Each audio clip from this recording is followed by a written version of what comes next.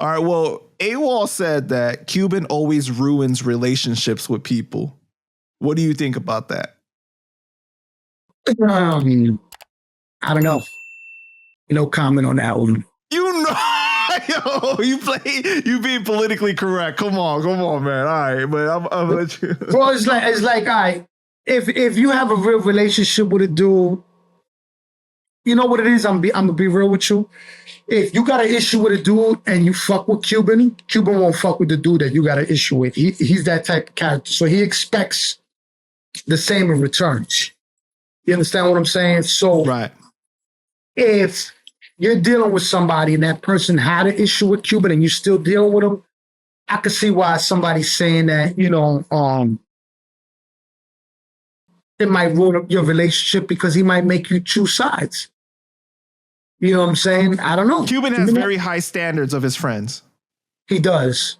Because he has a very high level of what it is. Sometimes it's like, it's even a code that it's like, what the fuck, bro? But it's like, listen, if you got beef with a dude and you bring the dude around me and you squash the beef, before y'all squash the beef, I would have probably popped on him because you had an issue with him.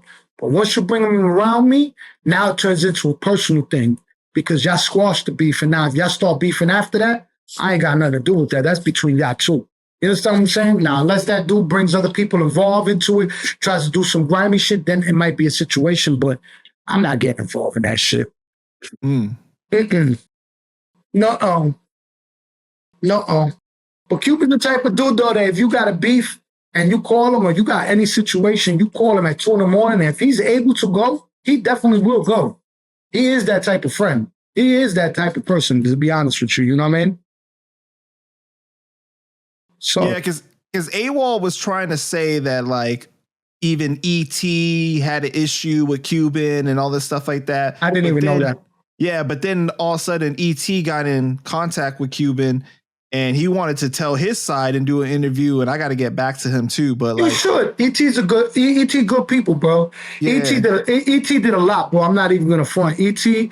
because my studio was a little bit out of the way and I was dealing with a lot of different artists. He built a studio in Jersey. He had his producers there. He had his engineers there. So he started taking a lot of the, because it was a lot for me, to be honest with you, because it was so many different artists and so many different people we were dealing with. It was a lot, bro. So when E.T. opened up the studio in Jersey City over there, it kind of took a lot of the bulk off of me. You know what I'm saying? Like from what we were doing, because it kind of like evened it out. Like it was like, Cuban started going more over there with Bang Bang Boogie. They was doing, because it's right there from the Bronx. To come to Long Island is a little bit further, you know what I mean? Mm-hmm.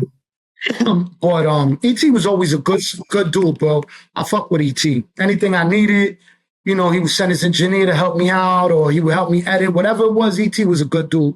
I didn't even know they had issues, to be honest with you. I never even knew they had issues. Well, that's what Cuban is saying, though. He said that we never had issues and that Awall was basically making that up. And that's why E.T. wanted to tell his side. E.T. was basically like, I hate that my name was brought into this. Yeah, I never even knew they had issues. To be honest with you, I didn't know.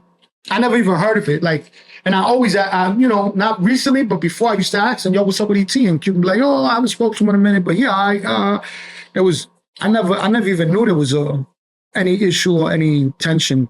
But like I said, I wasn't with them all the time. You know what I mean? Right. A lot of times when Cuban went to perform, Awall would go with him and do the hype man thing and be with him. You know what I'm saying? In some of the things, I wasn't at every single show. You know what I mean? So Awall was more on a day-to-day with Cuban.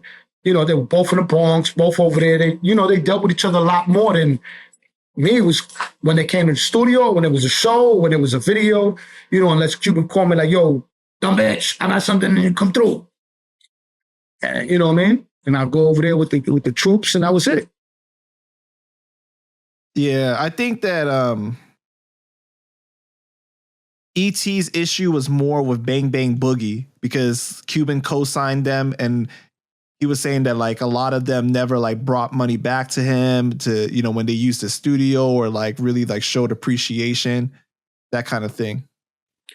Man, when you got a studio, bro, it's hard to get artists to pay for studio time to be. That was the problem that I had.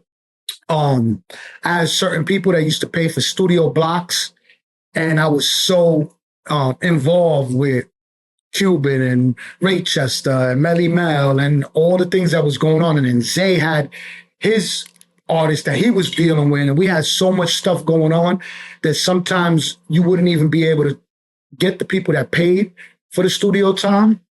So it was hard to keep the studio doors open a lot of the times because you get caught up just trying to get the music going and getting everything out. And it's I get it. I get it. On a business standpoint, I get it. You know what I mean?